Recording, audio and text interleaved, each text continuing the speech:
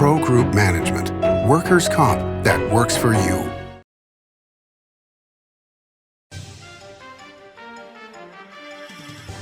Welcome to Nevada Newsmakers, come to you from the Bank Saloon in Carson City.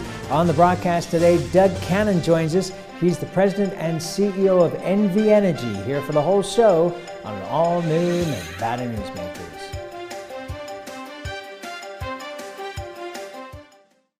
What do you count on? You count on your power every day. At NV Energy, we've always powered what's important to you, but we're not looking at the past.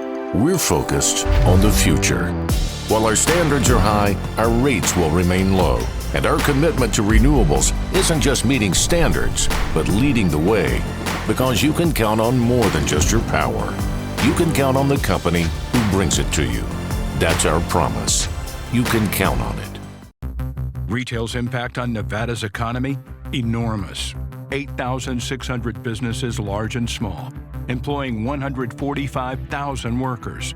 And last fiscal year, retail paid tax on nearly $60 billion in sales. We're the Retail Association of Nevada. We support retail, we help it grow, and we mean business. RANNV.org. This is Nevada Newsmakers with host Sam Shad, a no-holds-barred political forum. Now, from the Nevada Newsmakers broadcast headquarters, here is Sam Shad. And back on Nevada Newsmakers, we're delighted to welcome to the program for the first time Doug Cannon. He is the president and CEO of NV Energy. Pleasure having the program, sir. Thank you. I appreciate the invitation. It's a pleasure to be here and a pleasure to get to visit with you, Sam, and your viewers today. Well, thank you. Let's start out with economic development and looking at what's happening in California. So many problems, so many regulations. We have things that companies are looking for in the form of low-cost land, relatively low-cost energy. What kind of inquiries are you seeing coming from California at this point for people who want to move to either northern or southern Nevada? You know, we are really excited about economic development in the state of Nevada. It was one of those areas I wasn't sure what the effect of COVID-19 was going to be on economic development, what was going to happen with companies looking at coming to the state, what was going to happen with residential development in the state. And what we've seen is that on the economic development front in particular, and companies looking at coming into Nevada, our inquiries have continued to increase. In fact, we're handling more inquiries right now than we have ever handled. And we've got a dedicated economic development team here at NV Energy. They work with the governor's office. They work with local government officials to try to recruit and bring companies here to Nevada. And Sam, you identified the factors. You've got what's really viewed as a challenging business environment in California, increasing taxes, increasing environmental and regulatory constraints, and these companies want to come to Nevada. We've got great transportation corridors. To your point, we've got lower cost land. We also have lower cost energy. Our energy rates can be half to a third of what they pay over in California, or sometimes even less. And we really do present a better business environment, a better regulatory environment, certainly a better tax environment than our neighboring state. And so, I mean, right now, we're literally handling hundreds of inquiries, and we are trying to help those companies identify suitable locations.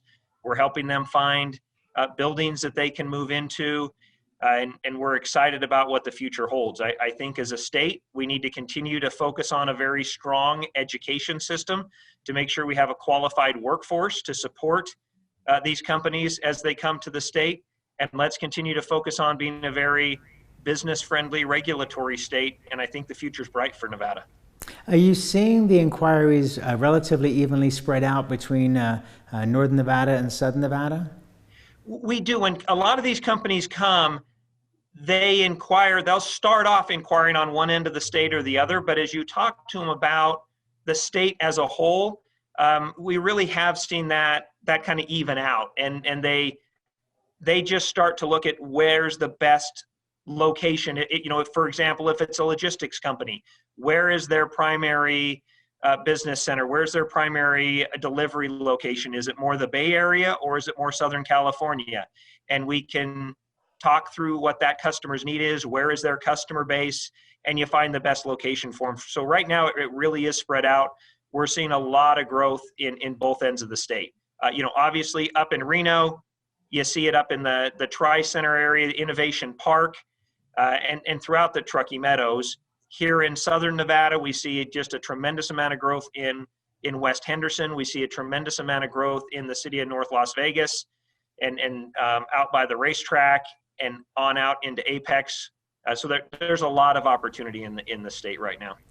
And speaking of Apex, are you seeing people who are seriously looking at it at this point? Because I know I talked with John Ensminger of Southern Nevada Water Authority a couple of weeks ago, and he was saying how they're putting water resources now towards Apex and also towards Ivanpah. So are people serious at this point that finally Apex will take off? We are seeing serious inquiries in the Apex area. Certainly that is being driven by the fact that infrastructure in the Apex area is vastly improving. We've been working with John on their pipeline project. That's a tremendous project for that area. That will open a lot of doors for that area. We have electric infrastructure already in that area. Obviously, we've got a number of power plants out there. There's tremendous electric resource already out in that area. And so expanding that resource to meet customers' needs will not be a challenge for us. And we look forward to seeing that area really grow to support all of Southern Nevada, but in particular, the opportunities it'll provide the city of North Las Vegas. For rural Nevada, it seems like GreenLink, the transmission process that you're putting in, is going to be a tremendous asset. Are you starting to see inquiries from people who are doing long-term planning to be able to put facilities into rural Nevada that would help those economies? Absolutely. I had the chance last year, even in the midst of the COVID pandemic, to do socially distanced visits with many of the county commissioners and business leaders in rural Nevada. And I went on a road trip for a week and went and visited many of those counties. We talked to them about the GreenLink transmission project. That's a $2.5 billion investment in Nevada that we're excited to be moving forward. It'll generate more than 4,000 jobs over the life of that project.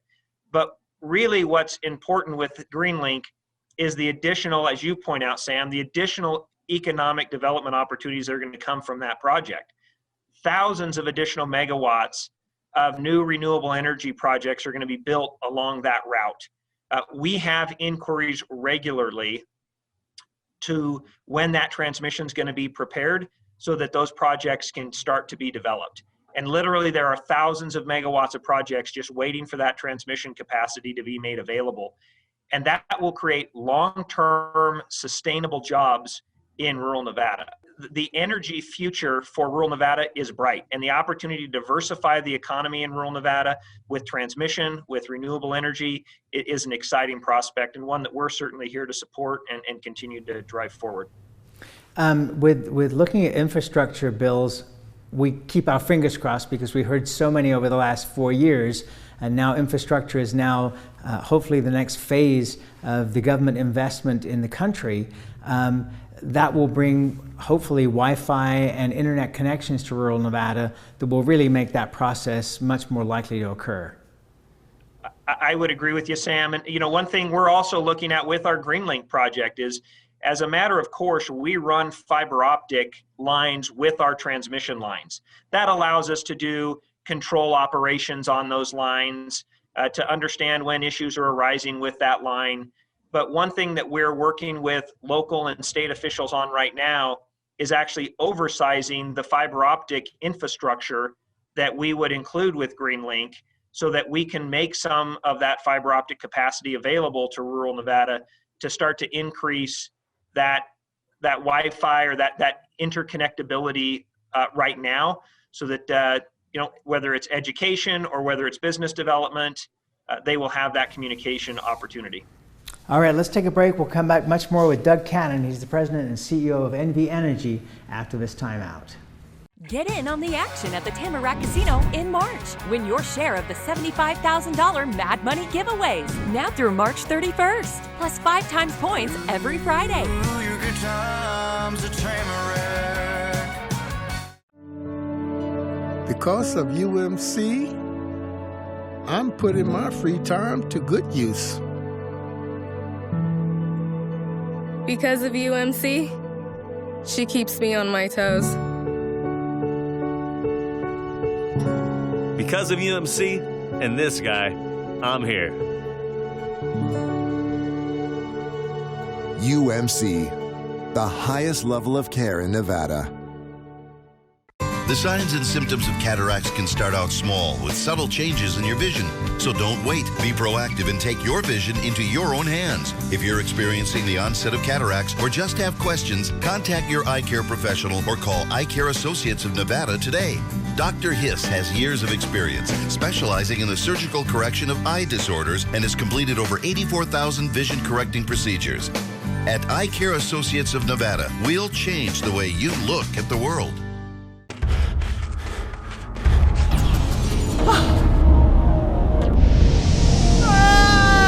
Hey, Dad?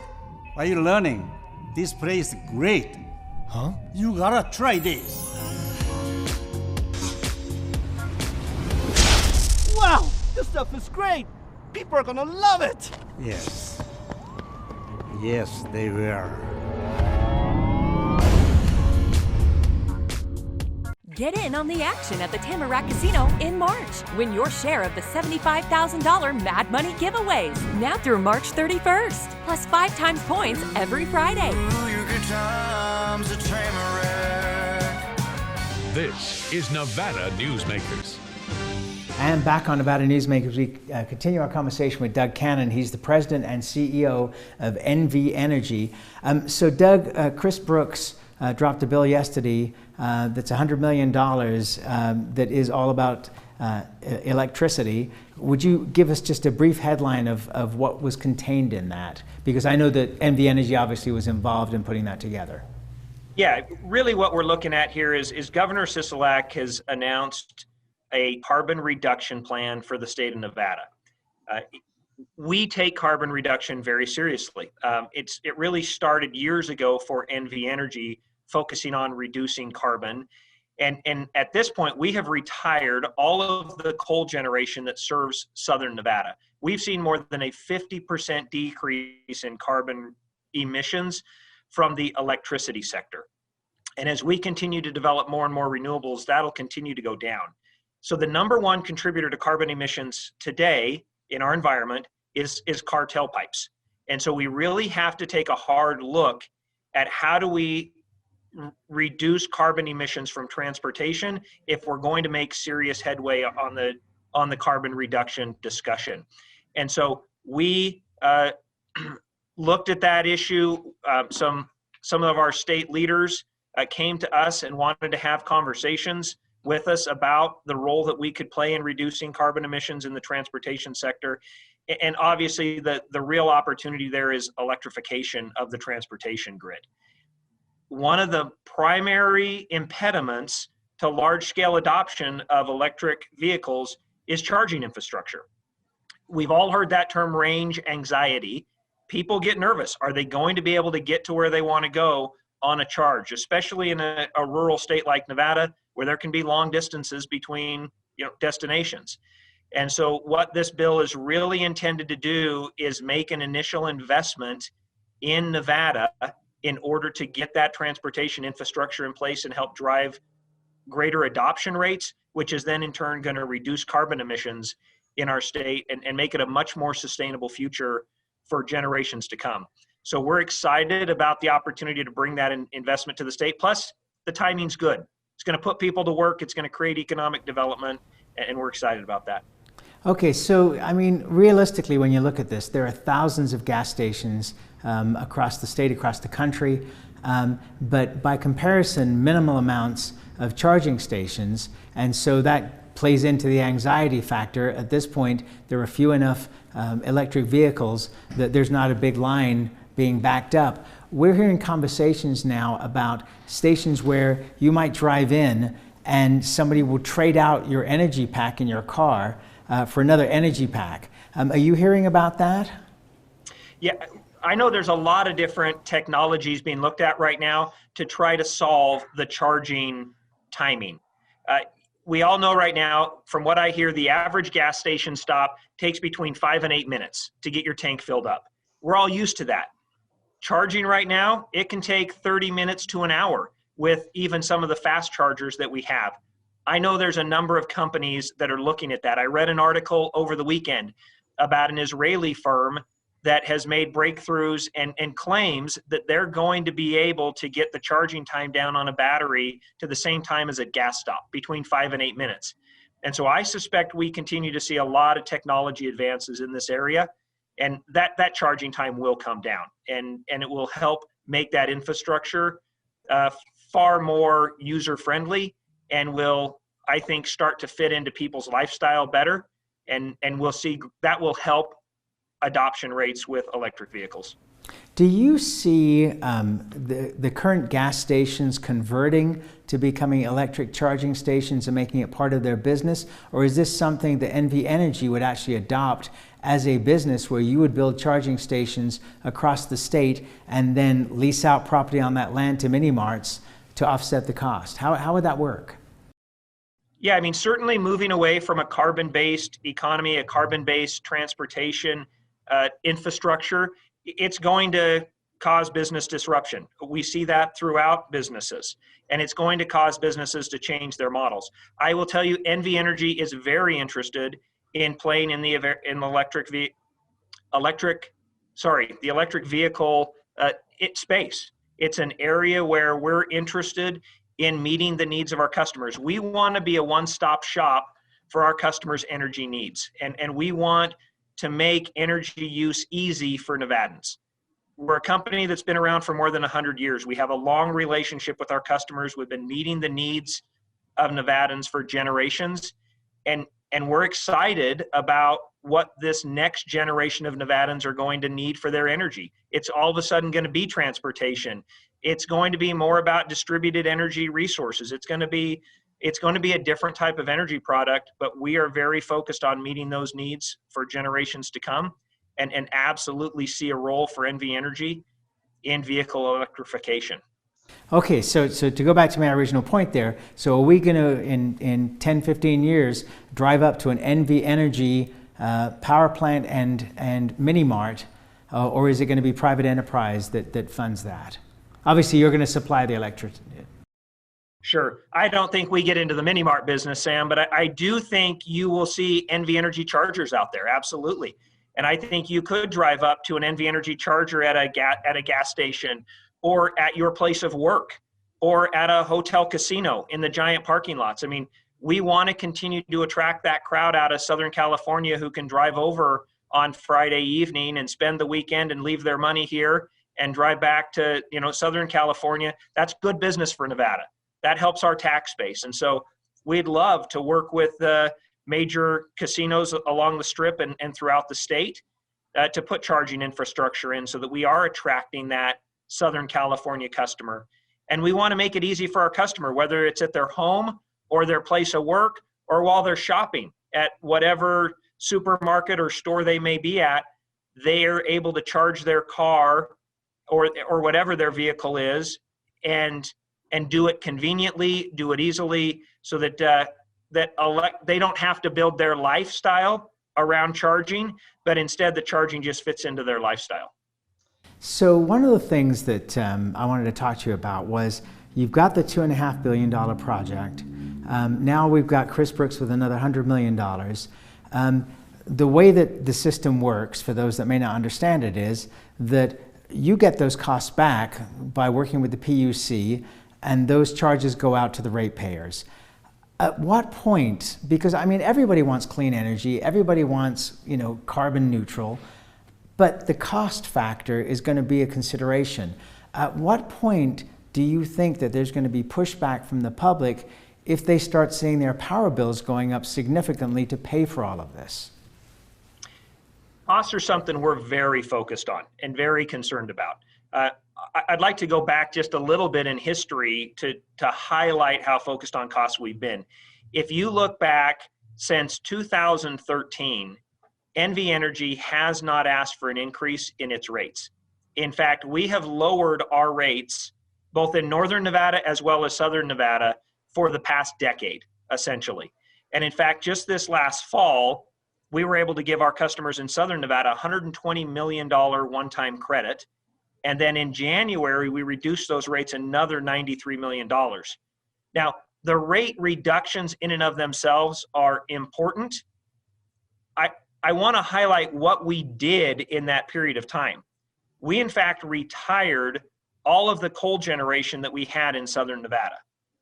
We added thousands of megawatts of new renewable energy, and yet the rates went down.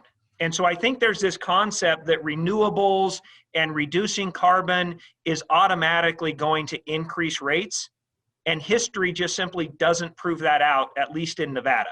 We've been able to drive these changes, drive improvement, drive a new sustainable energy supply for our customers, and reduce rates at the same time. Now, Doug, sorry, Sam, go ahead. Can I just interrupt you for a second, because we do have limits on time here. But isn't part of the ability to reduce those rates government subsidies? In what form? That the more renewables you do, the more help you're get from the federal government or the state government to be able to move that along. So for renewables, there was an investment tax credit, and that's through federal, that's an IRS tax credit that is available for renewable energy projects. And certainly our customers have benefited from that. Now, we don't make any money off of something like the tax credit. That's something that ultimately benefits our customer. And so in Nevada, we have taken advantage of those opportunities. We'll see where those tax credits go. It certainly appears under the Biden administration that those are going to continue for the time being. And we'll continue to make sure we try to position Nevada to benefit from those credits. One other point to think about is we look at things like GreenLink and making an investment in GreenLink. That opens up new energy production and import opportunities that can lead to more low-cost energy. So even with GreenLink, yes, it's a massive investment, but there's opportunities to offset a portion of those costs as we go forward. All right, let's take another break, and we'll be right back with Doug Cannon after this timeout. I can't do it. Stupid, like my mom. We can't do anything at Mommy's because you won't pay child support. Dad said you cheated, and he's not even sure he's my dad. Mommy said you left both of us, so she isn't gonna let me see you. I look just like my father. I'm divorce attorney Marilyn York, and I may represent men, but hate has no gender, only casualties. Please, stop sacrificing your children in your war against your ex. Hi, I'm Dave Newman. Remember me? I used to be the house detective, and now I'm a realtor, full-time at RE/MAX Realty Affiliates. A lot of people ask me, how's the market? You know what? It's fantastic. If you're even kicking around the idea of buying or selling, give me a call. Let's talk about it. Call me at RE/MAX Realty Affiliates and just ask for the guy who used to be the house detective, Dave Newman. Everyone is talking about opioids, but they're not the only drugs that can be harmful if taken in large quantities or not as prescribed. You also need to be aware of side effects from anxiety drugs, muscle relaxants, sleep aids, and stimulants. Mixing prescription drugs with other drugs or alcohol can be dangerous. If you take Ambien with a glass of wine, it may be enough to stop you from breathing. Prescribed drugs can be just as dangerous as illegal drugs. Take medications only as directed. This is Nevada Newsmakers. And back on Nevada Newsmakers, we continue our conversation with Doug Cannon. He's the president and CEO of NV Energy. So there was potential for a bill to be dropped. It hasn't been dropped yet, from Assemblywoman Leslie Cohen regarding natural gas and essentially getting rid of natural gas. Southwest Gas came on the program and talked about how they're trying to be part of the solution. They want to have renewable versions of natural gas. Even though natural gas isn't the major portion of your business, you do have some, but all your power plants run on natural gas. And you were talking about no coal-fired plants in Southern Nevada. You just have Valmy left in Northern Nevada, correct? So what's your position on the idea of getting rid of natural gas in the short term? Because home builders and restaurateurs and homeowners who like cooking with gas are having a fit about this. Yeah, we need to be very deliberate and very thoughtful in our approach to natural gas. Natural gas is, in fact, a very important component of allowing us to integrate renewables into our system. Natural gas provides a lot of balance, a lot of stability, a lot of reliability for our grid, and to just get rid of natural gas all of a sudden could create real challenges for our electric grid, in addition to the cost that is going to be incurred, as you mentioned, Sam, by the individual homeowner, having to replace appliances, having to replace heating equipment. It's a discussion worth having, but we need to be very thoughtful, very deliberate, and really look at a thoughtful long-term planning process around our natural gas use instead of just making short-term decisions. I don't think getting rid of natural gas in the short term is a good move for Nevada. I think it would be very costly and very risky for Nevada to go down that road in the short term. But again, having a dialogue around it, putting a planning process in place, and allowing a thoughtful and deliberate discussion to happen there, that's something that I think we can engage in the state. All right, so we are out of time for today, but I would really love you to come back here in the next couple of weeks because we have so much more to discuss. It's a fascinating topic, and you're a great guest. So thank you very much for doing this. Thanks, Sam. Appreciate your time, and honored to be with Nevada Newsmakers. Thank you, sir, and we'll be right back. Brian Culpa Photography was born in the rolling hills of Massachusetts, and now he can help you experience the stunning beauty of Nevada in a whole new way through the power of flight. Flying has always been a passion for Brian, and at Brian Culpa Photography, he can make your imagination soar. Brian has the creative mind and tools to tell your unique story. Experience the bird's eye view at brianculpaphotography.com.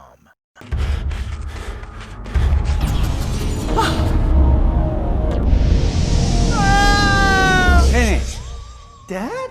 are you learning? This place is great. Huh? You gotta try this. Wow, this stuff is great. People are gonna love it. Yes. Yes, they will.